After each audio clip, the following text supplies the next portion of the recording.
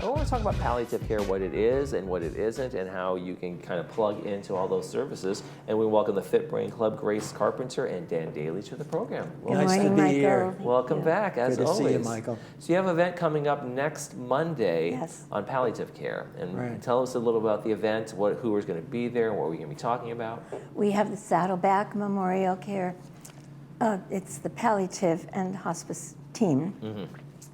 And the three primary people this time are the RNs, and it's Lori DeMore's head, and then Pamela Rubin Eubanks is a physician's assistant to the head of it, who's Dr. Matthew Ulysses Jansen, who can't be here because he has clinic. But Pamela is wonderful, and she's going to have the pulse forms for people, and we'll talk about that as we get into the definitions of what palliative care and how we can help the people who come to the meeting. And it's always Monday morning, the second Monday of every month. Right. And Dining Room 2, and Clubhouse 3, the PAC. So Dan, how would you describe to someone who's never heard of palliative care, how would you describe it to them? Palliative care helps people manage physical symptoms as well as emotional stresses of any disease. A lot of people who join a palliative care team, they usually have been recently diagnosed with, say, cancer, brain issues, or cardiac problems. And there's a difference between, people often ask, what is the difference between hospice care and palliative care? Palliative care is, they usually have a team, and this is the team that'll be here. Okay. And it's a specially trained doctor, physician, as well as a nursing staff, as well as experts in other fields. And they do a remarkable job. You have to remember one thing. Doctors are trained specifically to diagnose a disease and look for the symptoms. It's either black or white. Oftentimes, a doctor, when he reads a patient who's been recently diagnosed with a problem, they're really black and white. There's no gray area. So oftentimes, people would complain about the fact there's no bedside mannerism. Right.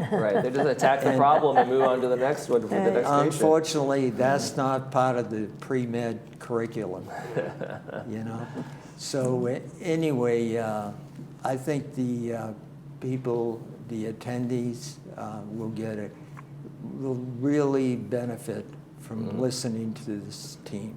And they want to set up 2 stations at the end of the meeting, because we have the room for a long time, but people tend to listen to the hour presentation, Q&A, and then leave. And we're not a club in that sense, because they leave after the presentation. We want them to stay. So the nurses have offered to set up 2 stations.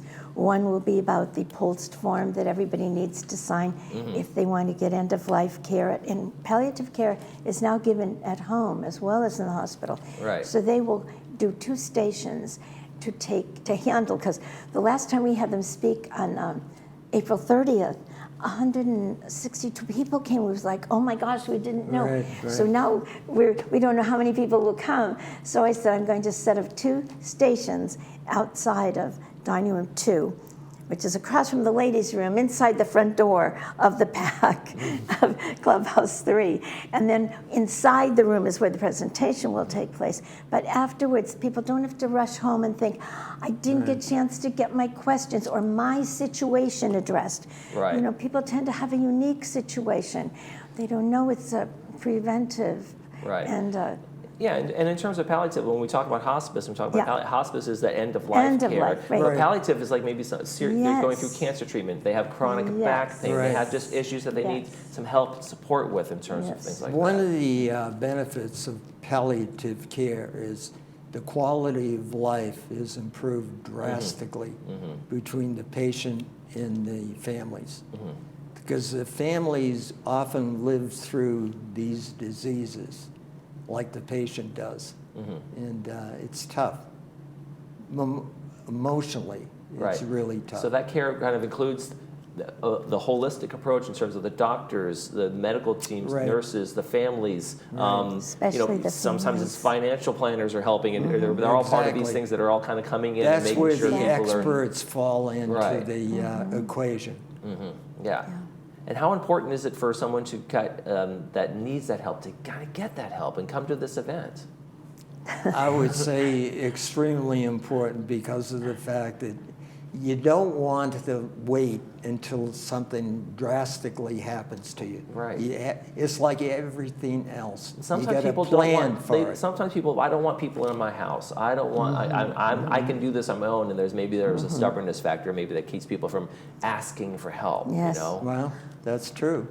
But unfortunately, you wait till the last minute, you're going to have a problem starts with one.